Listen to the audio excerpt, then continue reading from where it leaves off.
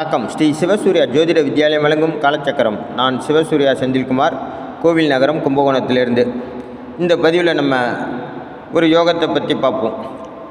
எத்தனையோ விதமான யோகங்கள் இருக்குது. அதில் ஏகவாலி யோகம்னு ஒரு யோகம், அதாவது இது கிரக மாளிகா யோகத்தை ஒட்டிய யோகம்தான் இந்த ஏகவாலி யோகம். அதனுடைய கிரக அமைப்புகள் எப்படி இருக்கும் அப்படிங்கிறத பார்ப்போம்.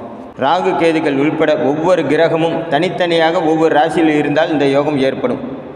இந்த ஜாதகருக்கு நல்ல கல்வியும் சிறந்த குணங்களும் உண்டு. குடும்பத்தில் அலாதி பற்று உள்ளவர்களாக இருப்பார்கள். சத்துருக்களை வெல்லக்கூடிய மன வலிமையும் துணிவும் கொண்டவர்கள், அதாவது சத்துருக்களை வெல்லுவார்கள் இவர்கள். போற்றுதலுக்கும் மரியாதைக்கும் உரிய ஜாதகர் இந்த அமைப்பில் பிறந்த ஜாதகர்.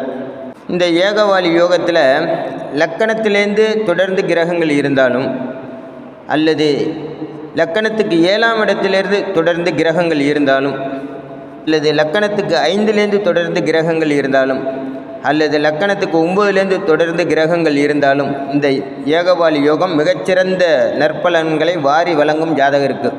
இந்த மாதிரி ஜாதக அமைப்பு உங்கள் ஜாதகத்தில் இருக்குதான்னு பாருங்கள். இதுவும் ஒரு விதமான நல்ல யோகம்தான். இது இருந்துச்சுன்னா கண்டிப்பாக 32 வயசுக்கு மேலே உங்கள் வாழ்க்கை உயர்வதை நீங்கள் உணரலாம்.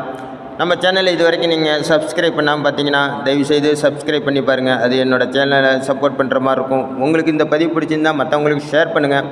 நன்றி, வணக்கம். நல்லதே நடக்கும். வாழ்க வளமுடன்.